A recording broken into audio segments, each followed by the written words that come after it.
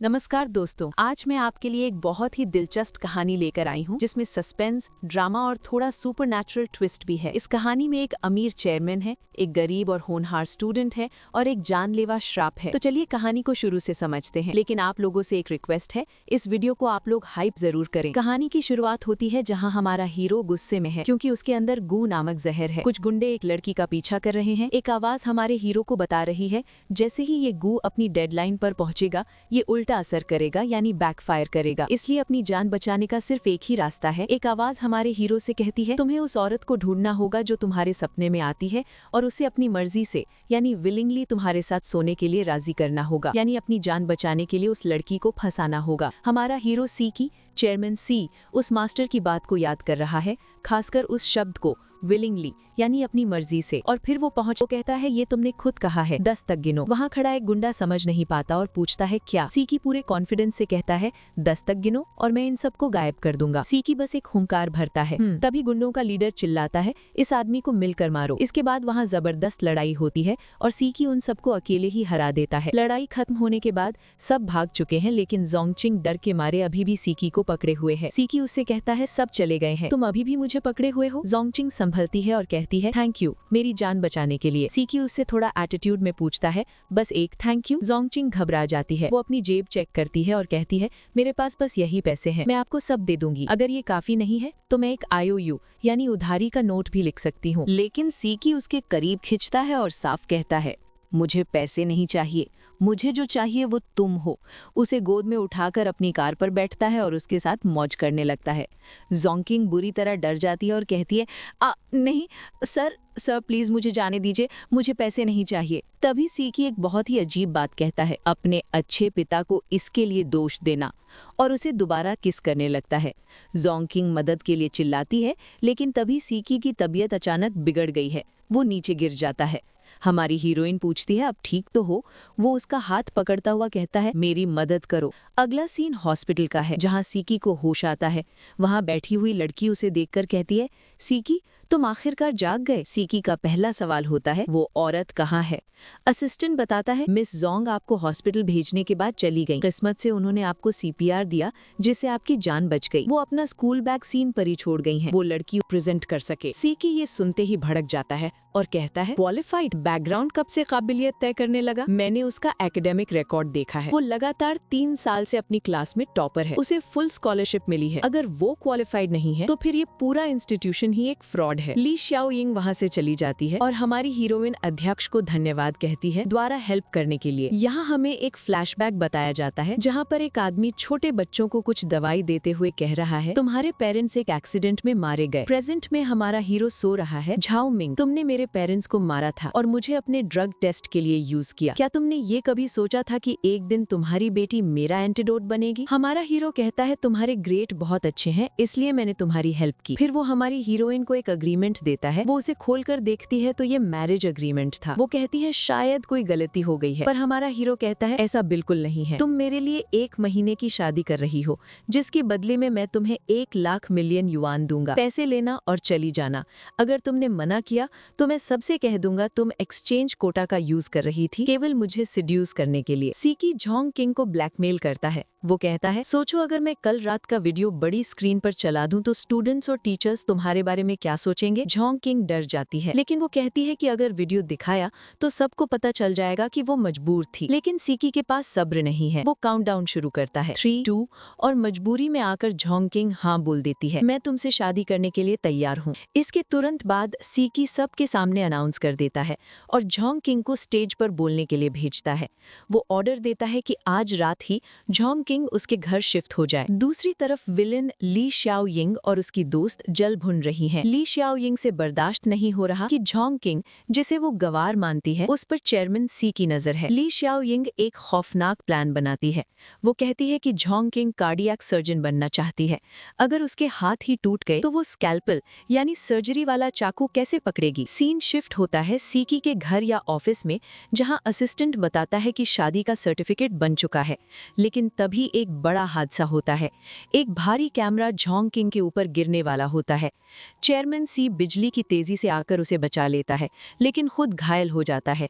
उस वक्त सीकी के मन में आता है कि अगर झोंग किंग मर गई तो उसका गू पॉइजन वाला श्राप कभी नहीं टूटेगा। वो झोंग किंग को पकड़ लेता है और उसके अंदर का पॉइजन रिएक्ट करने लगता है। सीकी गुस्से में पूछता है कि ये कैमरा किसने गिराया।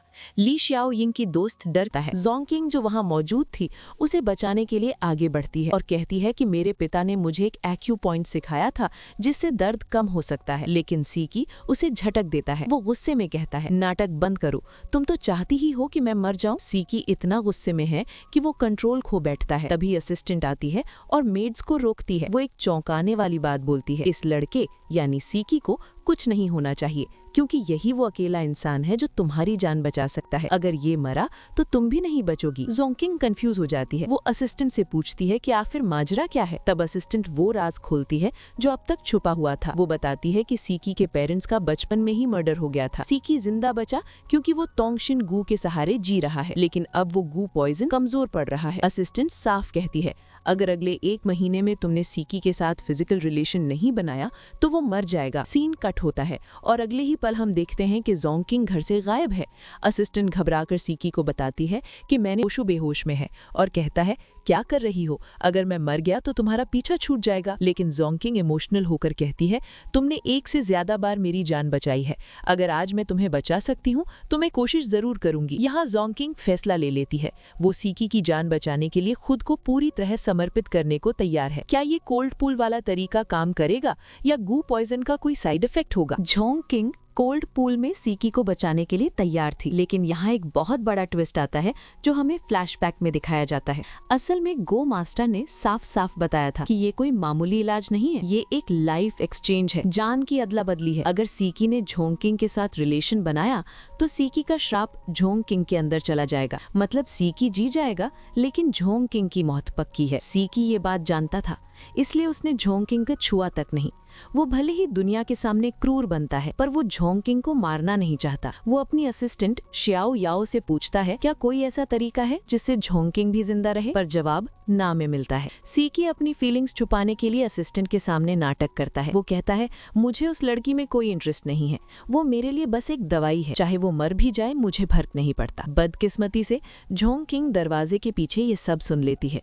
उसका दिल टूट जाता है। उसे लगता है कि सीकी ने उसे टच इसलिए नहीं किया क्योंकि वो असिस्टेंट श्याओ याओ को पसंद करता है और झोंग किंग उसके लिए बस एक यूज एंड थ्रो चीज है। असिस्टेंट समझ जाती है कि सीकी का दिल पिघल रहा है। वो सोचती है कि अगर सीकी ने प्यार के चक्कर में इलाज नहीं करवाया तो सीकी मर जाएगा, इसलिए वो ठान लेती है कि झोंग किंग को मरना ही होगा या फिर उसे सीकी से दूर। बल्कि सी फैमिली के कुछ खुर्राट बूढ़े उसका इंतजार कर रहे थे। ये वही लोग हैं जो चाहते हैं कि सीकी जल्दी मर जाए ताकि वो सारी जायदाद हड़प सके। असिस्टेंट ने इन लोगों के साथ डील कर ली है। यहाँ एक बेहद अजीब और डरावनी रस्म शुरू होती है। वो बूढ़े कहते हैं, सी फैमिली एक मुर्गा लेकर आते हैं। वो कहते हैं कि सीकी की जगह इस मुर्गे से शादी करो ताकि बुरी आत्माएं दूर हो जाएं। उनका असली प्लान ये है कि इस रस्म के जरिए झोंग किंग को इतना डरा दें या अपवित्र कर दें कि वो कभी सीकी के साथ सो ना पाए। अगर वो सीकी के साथ नहीं सोएगी तो सीकी का श्राप नहीं टूटेगा और वो मर जाएगा। झोंग किंग चीखती है, चिल्लाती है, पर वो लोग जबरदस्ती उसे घुटनों पर बिठाकर मुर्गे का खून पिलाने की कोशिश करते हैं। ये सीन देखकर आपका खून खौल उठेगा। अब सीन और भी खौफनाक हो जाता है। वो लोग जोंग किंग से कहते हैं कि अगर तुम सीकी की पत्नी बनना चाहती हो तो तुम्हें शुद्धि यानी प्योरिफिकेशन की रस्म पूरी करनी होगी। सबसे पहले वो उसे जलते हुए कोयलों पर चलने के लिए मजबूर करते हैं। जोंग किंग दर्द से कराहती है, चीखती है, लेकिन वो रुकती नहीं। उसके मन में बस यही चल रहा है कि सीकी के दुश्मन चाहते हैं कि वो डर कर भाग जाए ताकि सीकी अकेला पड़ जाए और मर जाए। जोंग किंग अपने मन में सोचती है, मैं इन लोगों को जीतने नहीं दूंगी। वो खून से सने पैरों के साथ आग के अंगारों पर चलती है और मुर्गे का खून पीने वाली रस्म भी पूरी कर देती है। लेकिन इन दरिंदों का मन अभी भी नहीं भरा। वो एक और शर्त रखते हैं। वो कहते हैं, अगर तुम सच में सीकी की जान बचाना चाहती हो तो तुम्हें यमराज को धोखा देना होगा। तुम्हें एक रात के लिए इस ताबूत में जिंदा रहना होगा। उनका प्लान साफ है। वो चाहते हैं कि जोंग किंग इस ताबूत में दम घुटने से मर जाए। मरा हुआ पति और जिंदा पत्नी की लाइफ चोरी करना ये उनका बहाना है। जैसे ही वो लोग जोंग किंग को जबरदस्ती ताबूत में डालने लगते हैं, जोंग किंग चिल्लाती है, नहीं। ठीक इसी वक्त दरवाजा टूटता है और वहाँ चेयरमैन प्लान सी यानी सीकी की एंट्री होती है। वो जब अपनी पत्नी को इस हालत में देखता है, पैर जले हुए, खून से लथपथ और ताबूत के पास, तो उसका गुस्सा सारे लिमिट्स पार कर देता है। सी फैमिली के बुजुर्ग, इसलिए तुम्हें रूल्स नहीं पता, लेकिन सीकी आज सुनने के मूड में नहीं है। वो कहता है अगर ये रस्म बुरी आत्माओं को भगाने के लिए है तो ये जिम्मेदारी अब तुम्हारी है। वो अपने गार्ड्स को ऑर्डर देता है, एल्डर्स के लिए गर्म कोयला ले आओ। एल्डर्स गर जाते हैं और चिल्लाते हैं, हम तुम्हारे बड़े हैं, तुम रूल्स नहीं बदल सकते। इस पर सीकी वो डायलॉग बोलता है जो सबको चुप करा देता है। वो कहता है मैं ही रूल हूँ, मैं ही सी फैमिली का हेड हूँ। वो सबके सामने ऐलान करता है आज से सी फैमिली में बस एक ही रूल चलेगा, अगर किसी ने मेरी पत्नी को नुकसान पहुंचाने की कोशिश की तो मैं उसे नहीं छोड़ूंगा। इसके बाद सीकी उन सभी बुजुर्गों को वहां से उठवा लेता है और जोंग किंग को अपनी गोद में उठाकर घर ले जाता है। घर पहुंचकर सीकी बड़े प्यार से जोंग किंग के जख्मों पर दवाई लगाता है। जोंग किंग उसे थैंक यू बोलती। अगर जोंग मिंग अपनी बेटी को ले गया और सीकी का इलाज नहीं हुआ तो सीकी मर जाएगा, लेकिन असिस्टेंट का प्लान कुछ और ही है। वो चाहती है कि जोंग किंग गू पॉइजन ट्रांसफर करके मर जाए ताकि सीकी अकेला रह जाए। घर पर जोंग किंग ने सीकी के लिए एक पेंटिंग बनाई है। सीकी इमोशनल हो जाता है। वो जोंग किंग से कहता है चाहे तुम्हारा बाप कोई भी हो, वो जानता है कि उसका बाप कातिल है, मेरे लिए तुम सिर्फ मेरी पत्नी हो, मैं चाहता हूँ तुम जिंदा रहो। सीकी डिसाइड करता है कि वो असिस्टेंट की दी हुई दवाई यूज करेगा और आज रात जोंग किंग के साथ रहेगा। जोंग किंग भी खुश है। वो सोचती है कि आज रात वो सीकी की जान बचा लेगी। जोंग किंग एक गिफ्ट लेने के लिए बाहर जाती है, लेकिन उसका ड्राइवर गाड़ी गलत रास्ते पर ले जाता है। वहाँ उसका पिता जोंग मिंग मिलता है। जोंग मिंग उसे वो सच बता देता है जो अब तक छुपा था। वो कहता है बेटा, सीकी तुम्हें प्यार नहीं करता, वो तुम्हें मारना चाहता है। ये एक लाइफ फॉर लाइफ का सौदा है। जैसे ही तुम उसके साथ सोओगी उसका श्राप तुम में आ जाएगा और तुम मर जाओगी। चलो हम विदेश भाग चलते हैं। लेकिन जोंग किंग मानने को तैयार नहीं है। वो कहती है मुझे सीकी पर भरोसा है, वो मुझे चोट नहीं पहुंचाएगा। वो अपने पिता से छुटकारा पाकर भागती है और वापस सीकी के पास आने की कोशिश करती है। जोंग किंग वापस सीकी के पास पहुंचती है, लेकिन वहां असिस्टेंट शियाओ याओ खड़ी मिलती है। जोंग किंग डर जाती है, पर असिस्टेंट बड़े प्यार से नाटक करती है। वो कहती है डरो मत, शियाओ याओ का प्लान कुछ और ही है। कमरे में जाने से पहले शियाओ याओ जोंग किंग को एक मियाओ विलेज की शराब देती है, जिससे इंसान कमजोर पड़ जाता है और भाग नहीं सकता। और तभी वो अपना असली पत्ता फेंकती है। वो जोंग किंग को वो ऑडियो रिकॉर्डिंग सुना देती है। रिकॉर्डिंग में सीकी की आवाज आती है, तुम्हें क्या लगता है मैं तुम्हारी बेटी से प्यार करता हूँ? मैंने उससे शादी सिर्फ अपनी जान बचाने के लिए की है, वो मेरे लिए सिर्फ एक सैक्रिफाइस है। जोंग किंग का दिल चकनाचूर हो जाता है। उसे लगता है कि उसका पिता सही कह रहा था। सीकी ने कभी उससे प्यार नहीं किया, वो बस उसका इस्तेमाल कर रहा है। जोंग किंग बुरी तरह टूट चुकी है, लेकिन वो कमजोर है और भाग नहीं सकती। जब सीकी कमरे में आता है वो बड़ा प्यार जताता है। सीकी को लगता है कि जोंग किंग डर रही है, इसलिए वो कहता है डरो मत, मैं तुम्हें चोट नहीं पहुंचाऊंगा। लेकिन जोंग किंग के दिमाग में बस वही रिकॉर्डिंग और अपने पिता की बातें गूंज रही हैं। वो रोती है और मन ही मन कहती है मैं तुमसे नफरत करती हूँ, इस जन्म में हम फिर कभी नहीं मिलेंगे। उस रात जो होता है वो सीकी के लिए प्यार है, लेकिन जोंग किंग के लिए वो मौत का फरमान है। अगली सुबह होती है, बाहर मेड्स खुश हैं और शादी की तैयारी कर रही हैं, लेकिन असिस्टेंट शियाओ याओ मेड से कहती हैं शादी की नहीं, अंतिम संस्कार की तैयारी करो। मेड्स हैरान हो जाती हैं। वो पूछती हैं लेकिन आपने तो दवाई दी थी ना? तब शियाओ याओ हंसती है और रिवील करती है कि कोई दवाई नहीं थी। उसने जानबूझकर सीकी को झूठ बोला ताकि वो रिलेशन बनाए और जोंग किंग मर जाए। कमरे के अंदर सीकी की आंख खुलती है। वो महसूस करता है कि उसका शरीर हल्का हो गया है और गू पॉइजन गायब है। उसे लगता है उसका प्लान काम कर गया। वो बड़े प्यार से जोंग किंग को उठाने की कोशिश करता है, ये सोचकर कि वो भी ठीक होगी। वो कहता है जोंग किंग उठो, अब मैं तुम्हें सारा सच बताऊंगा। लेकिन जोंग किंग नहीं उठती, वो ठंडी पड़ चुकी है। वो उसे हिलाता है, चीखता है, लेकिन कोई जवाब नहीं आता। सीकी समझ जाता है कि उसके साथ बहुत बड़ा धोखा हुआ है। सीकी गुस्से में पागल होकर गू मास्टर के पास जाता है और गर्दन पकड़ लेता है। वो चिल्लाता है तुमने कहा था वो जिंदा रहेगी। गू मास्टर डर के मारे झूठ बोलता है। वो कहता है लड़की के मन में सच्चाई यानी सिंसियरिटी नहीं थी, इसलिए दवाई ने काम नहीं किया। असल में दवाई थी ही नहीं। सीकी उसे मारने ही वाला होता है कि गू मास्टर एक आखिरी रास्ता बताता है। वो कहता है शहर के बाहर एक मंदिर है, अगर तुम वहाँ जाकर पूरी शिद्दत से माथा टेको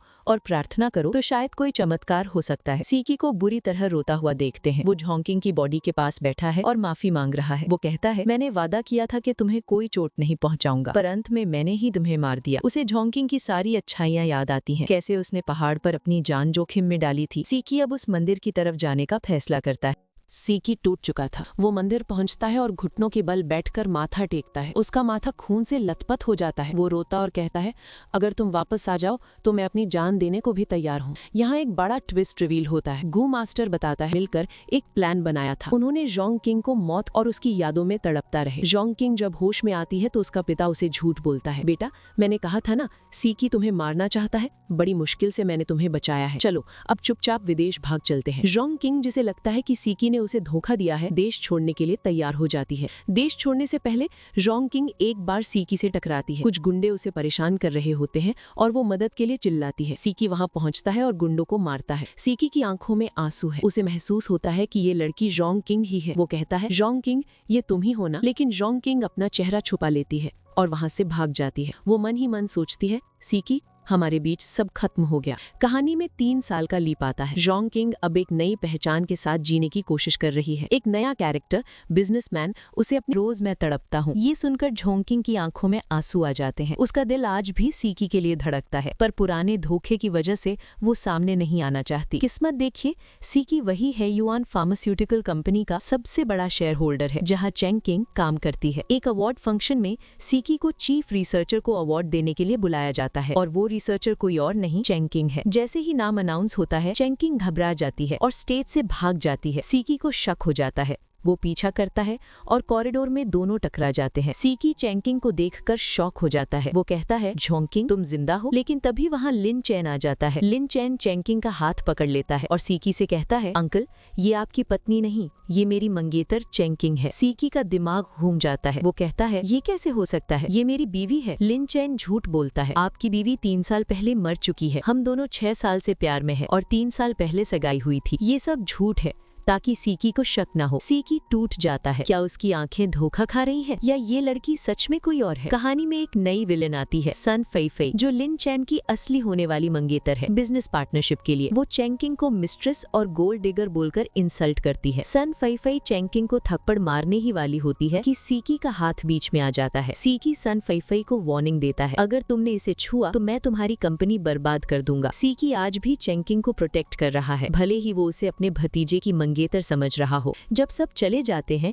सीकी चेंग किंग को रोक लेता है। इस बार वो कोई बहाना नहीं सुनता। वो सीधा पूछता है, जब तुम जिंदा थी तो मेरे पास वापस क्यों नहीं आई? क्या तुम जानती हो पिछले 3 साल मैंने हर पल हर सेकंड तुम्हारे इंतजार में बिताया है। सीकी को लगता है चेंग किंग ही उसकी पत्नी है। वो उसे रोकता है लेकिन चेंग किंग साफ मना कर देती है। वो कहती है, मिस्टर सी मैं आपकी पत्नी नहीं हूँ, मैं आपके भतीजे यानी नेफ्यू की मंगेतर हूँ। अंकल अंकल शब्द सुनकर सीकी का दिल टूट जाता है। लिन चैन बीच में आता है और चेंग किंग को वहां से ले जाता है। सीकी वहीं खड़ा रह जाता है ये बड़बड़ाते हुए कि वो मुझे पहचानने से इनकार कर रही है। असिस्टेंट शाओ याओ वहां आती है और जलती पर नमक छिड़कती है। वो मर चुकी है सीकी, होश में आओ, पर सीकी उसे भगा देता है। अकेले में लिन चैन और चेंग किंग बात करते हैं। यहाँ हमें पता चलता है कि मत का खेल, सीकी उसे प्यार की वजह से ढूंढ रहा है और जोंग किंग सोच रही है कि वो उसे मारना चाहता है। लिन चैन वादा करता है कि वो उसे प्रोटेक्ट करेगा। सीकी हार नहीं मानता। वो चेंग किंग का बैकग्राउंड चेक करवाता है। असिस्टेंट शाओ याओ जो सब जानती है एक फेक रिपोर्ट लाती है जिसमें लिखा है कि चेंग किंग यूके में पली बड़ी है, लेकिन सीकी को इन कागजों पर भरोसा नहीं है।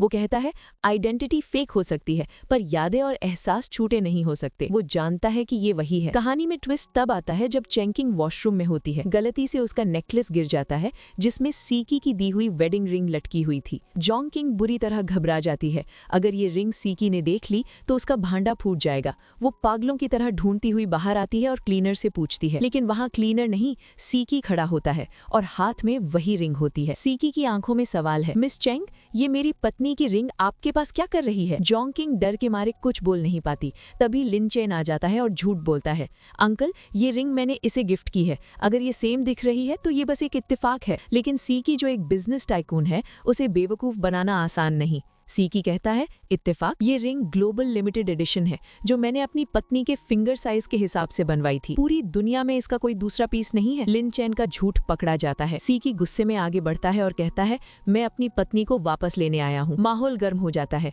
लिन चैन कहता है, आप पूरी दुनिया को बताना चाहते हैं कि आप अपने भतीजे की मंगेतर पर डोरे डाल रहे हैं, ये अनैतिक है। चेंग किंग भी हिम्मत करके बोलती है, अगर आप नहीं गए तो मैं सिक्योरिटी बुला लूंगी। इस पर सीकी एक कदम आगे बढ़ता है, उसकी आंखों में आंखें डालता है और कहता है, तुम सिक्योरिटी नहीं बुलाओगी क्योंकि तुम डर रही हो क्योंकि तुम ही जोंगकिंग हो। असिस्टेंट श्याओ याओ चेंगकिंग के पास आती है। वो सीकी की तरफ से एक फाइल देती है। ये फाइल शेयर्स ट्रांसफर की है। सीकी ने अपनी सारी दौलत चेंगकिंग और लिन चेन को वेडिंग गिफ्ट के तौर पर दे दी है। असिस्टेंट एक इमोशनल ब्लैकमेल करती है। सीकी के पास अब ज्यादा वक्त नहीं बचा है, वो मरने वाला है। जूकिंग का दिल ये सुनकर बैठ जाता है। वो अंदर ही अंदर टूट रही है, पर वो अपनी पहचान अभी भी नहीं बताती। सीन शिफ्ट होता है कब्रिस्तान में, जहाँ आज जूकिंग की झूठी डेथ एनिवर्सरी है। सीकी वहाँ फूट फूट कर रो रहा है। उसकी तबीयत खराब हो जाती है। असिस्टेंट श्याओ याओ वहाँ आती है और उसका गुस्सा फूट पड़ता है। वो सीकी पर चिल्लाती है, पागल मत बनो, वो मर चुकी है, वो तुम्हारे दुश्मन की बेटी थी, उसने तुम्हारे लिए मरना डिजर्व किया था। सीकी गुस्से में श्याओ याओ को वहाँ से भगा देता है। वो कब्र से बात करते हुए कहता है, मुझे माफ कर दो,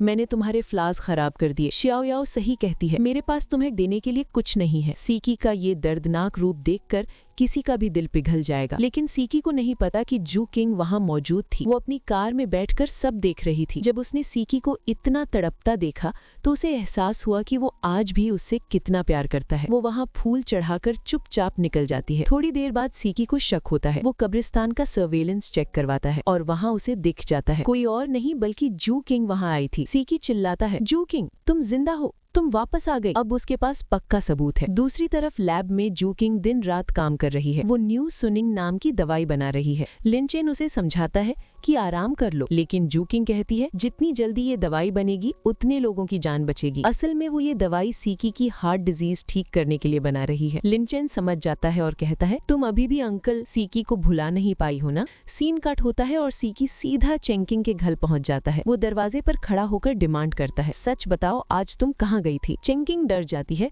और सिक्योरिटी बुलाने की धमकी देती है। सीकी कहता है, मुझे पता है तुम आज कब्रिस्तान गई थी, अगर तुम मेरी बीवी नहीं हो तो तुम वहाँ क्या करने गई थी। चेंकिंग एक झूठ बोलती है, मैं अपने फ्रेंड से मिलने गई थी, बस रास्ते में क्यूरियस थी कि वो कौन औरत है जिसे आप अपनी पत्नी कहते हैं। लेकिन सीकी अब इन बहानों को सुनने के मूड में नहीं है। उसकी आंखों में अब जुनून है। चेंकिंग झूठ बोलती है कि वो बस क्यूरियस थी, लेकिन सीकी के पास एक और सबूत है। वो पूछता है, टूम्बस्टोन के सामने वो अंगूठी किसने रखी। चेंकिंग खलती से बोल पड़ती है, मैं मरे हुए लोगों की चीजें पहनना पसंद नहीं करती, वो मनहूस है। सीकी समझाने की कोशिश करता है, मेरी बात सुनो, मैं एक्सप्लेन कर सकता हूँ। लेकिन तभी सीकी को हार्ट अटैक आ जाता है और वो वहीं गिर पड़ता है। झोंकिंग घबराकर चिल्लाती है, सीकी सीकी। सीकी एक कमरे में खुद को बंद कर लेता है। झोंकिंग दरवाजे पर चिल्लाती है कि वो 3 साल पहले उसे मारना नहीं चाहती थी, वो बस एक गलत फहमी थी। दरवाजा खुलता है और सीकी बाहर आता है। वो सीधा झोंकिंग की ड्रेस को थोड़ा सा हटाता है और वहाँ लोटस यानी कमल का निशान दिखता है। सीकी कहता है, ये निशान हार्ट यूनिटी गू ट्रांसफर होने के बाद आता है,